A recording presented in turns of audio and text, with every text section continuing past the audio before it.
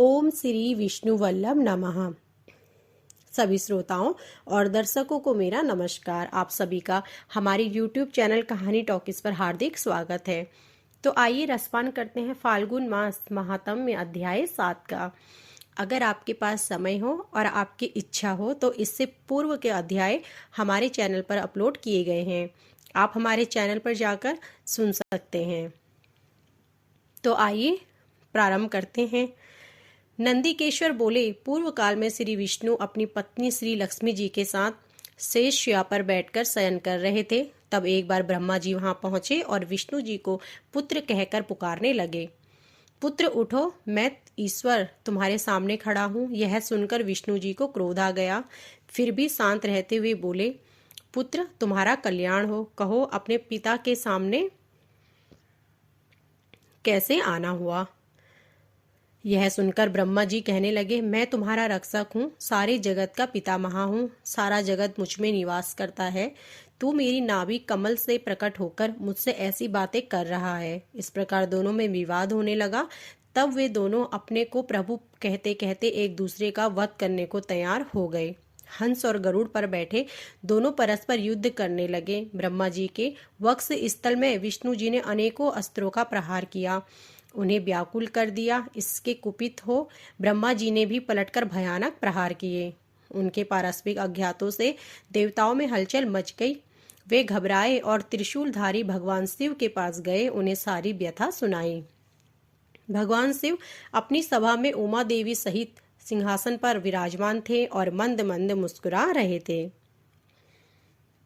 महादेव जी बोले, पुत्रो, मैं जानता हूँ कि तुम ब्रह्मा और विष्णु के परस्पर युद्ध से बहुत दुखी हो। तुम डरो मत, मैं अपने गणों के साथ तुम्हारे साथ चलता हूँ। तब भगवान शिव अपने नंदी पर आरूढ़ हो देवताओं सहित युद्ध स्थल की ओर चल दिए। वहां छिपकर वे ब्रह्मा विष्णु के युद्ध को देखने लगे। उन्हें जब यह ज्ञात हुआ कि वे एक दूसरे को मारने की इच्छा से माहेश्वर और पशुपात अस्त्रों का प्रयोग करने जा रहे हैं, तो वे युद्ध को शांत करने के लिए महाअग्नि के तुल्य एक स्तंभ रूप में ब्रह्मा और विष्णु के मध्य खड़े हो गए। महाअग्नि के प्रकट होते ही दोनों के अस्त्र स्वयं ही शांत हो गए। अस्त्रों को शांत होते देख ब्रह्मा और विष्णु दोनों कहने लगे कि इस अग्नि स्वरूप स्तंभ के बारे में हमें जानकारी करनी चाहिए। दोनों ने उनकी परीक्षा लेने का निर्णय लिया। भगवान विष्णु ने सुकर रूप धारण किया और उसको देखने के लिए नीचे धरती पर चल दिए। ब्रह्मा जी हंस का रूप धारण करके ऊपर की ओर चल दिए। पाताल में बहुत नीचे जाने पर विष्णु जी को स्तंभ का अंत नहीं मिला, अतः वे वापस चले आए। ब्रह्मा जी ने आकाश में जाकर केतकी का फूल देखा। वे उस फूल को लेकर विष्णु जी के पास गए। विष्णु जी ने उनके चरण पकड़ लिए। ब्रह्मा जी के छल को देखकर भगवान शिव प्रकट हुए। विष्णु जी की महानता से शिव प्रसन्न होकर बोले, हे विष्णु जी, आप सत्य बोलते हैं, अतः मैं आपको अपनी समानता का अधिकार देता हूँ। नंदीकेश्वर बोले, महादेव जी ब्रह्मा जी के छल पर अत्यंत क्रोधित हुए। उन्होंने अपने त्रिनेत्र से भैरव को प्रकट किया और उन्हें आज्ञा दी कि वह तलवार से ब्रह्मा जी को दंड दें। आज्ञा पाते ही भैरव ने ब्रह्मा जी के बाल पकड़ लिए और उनका 5वां सिर काट दिया। ब्रह्मा जी डर के मारे कांपने लगे। उन्होंने भैरव के चरण पकड़ लिए तथा क्षमा मांगने लगे। इसे देखकर श्री विष्णु ने भगवान शिव से प्रार्थना की कि आपकी कृपा से ही ब्रह्मा जी को 5वां सिर मिला था, अतः आप इन्हें क्षमा कर दें। तब शिव जी की आज्ञा पाकर ब्रह्मा को भैरव ने छोड़ दिया। शिव जी ने कहा, तुमने प्रतिष्ठा और ईश्वरत्व को दिखाने के लिए छल किया है, इसलिए मैं तुम्हें शाप देता हूँ कि तुम सत्कार, स्थान व उत्सव से विहीन रहोगे। ब्रह्मा जी को अपनी गलती का पछतावा हो चुका था। उन्होंने भगवान शिव के चरण पकड़कर क्षमा मांगी और निवेदन किया कि वे उनका 5वां सिर पुनः प्रदान करें। महादेव जी ने कहा, जगत की स्थिति को बिगाड़ने के लिए बचाने के लिए पापी को दंड अवश्य देना चाहिए ताकि लोक मर्यादा बनी रहे। मैं तुम्हें वरदान देता हूँ कि तुम गणों के आचार्य कहलाओगे और तुम्हारे बिना यज्ञ पूर्ण न होंगे। फिर उन्होंने केतकी के पुष्प से कहा, अरे दुष्ट केतकी पुष्प, अब तुम मेरी पूजा के अयोग्य रहोगे।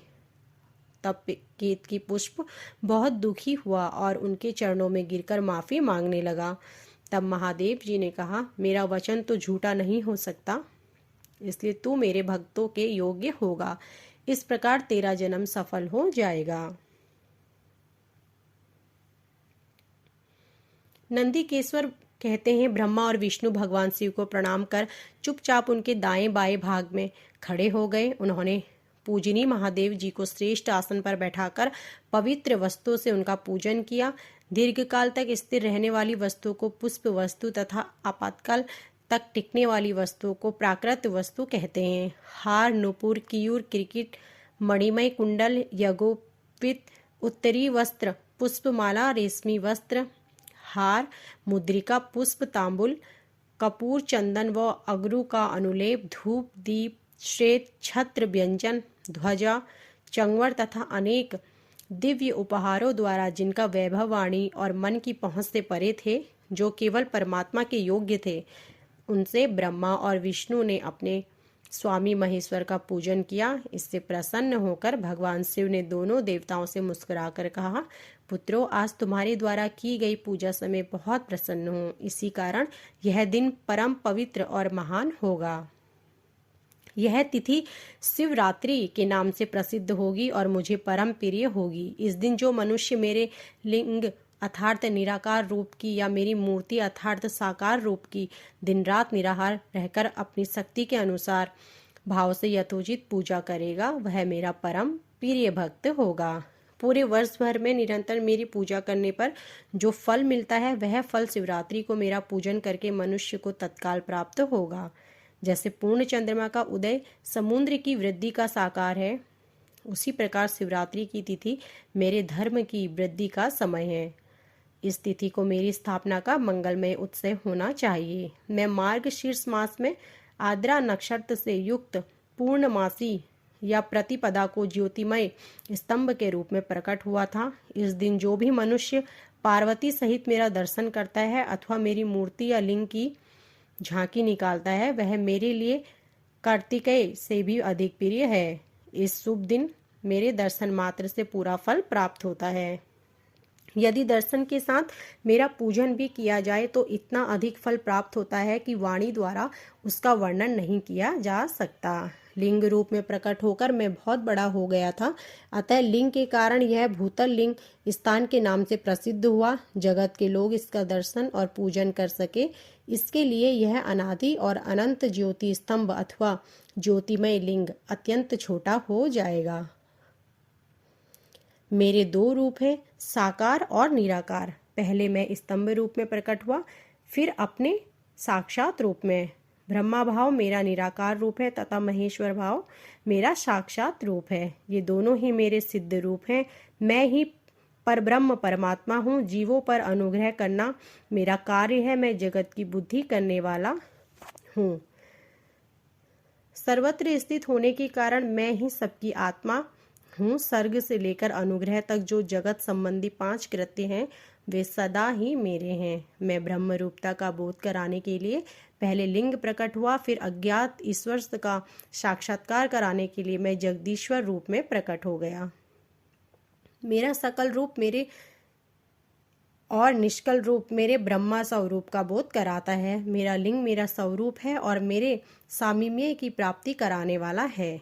मेरे लिंग की स्थापना करने वाले मेरे उपासक को मेरी समानता की प्राप्ति हो जाती है तथा मेरे एकत्व का अनुभव करता हुआ संसार सागर से मुक्त हो जाता है। वह जीते जी परमानंद की अनुभूति करता हुआ शरीर का त्याग कर शिवलोक को प्राप्त होता है, अर्थात मेरा ही स्वरूप हो जाता है।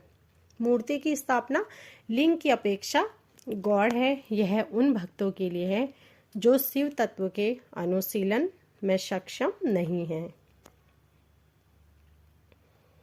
तो यह थी हमारी आज की वीडियो। आशा करती हूँ कि आपको यह वीडियो पसंद आया होगा। ऐसे ही धार्मिक व्रत कथाओं और पूजन विधि के बारे में जानकारी प्राप्त करने के लिए हमारे चैनल को आज ही सब्सक्राइब करें और बेल आइकन दबाएं, जिससे कि हमारी वीडियो प्रसारित होते ही आपको जानकारी मिल सके।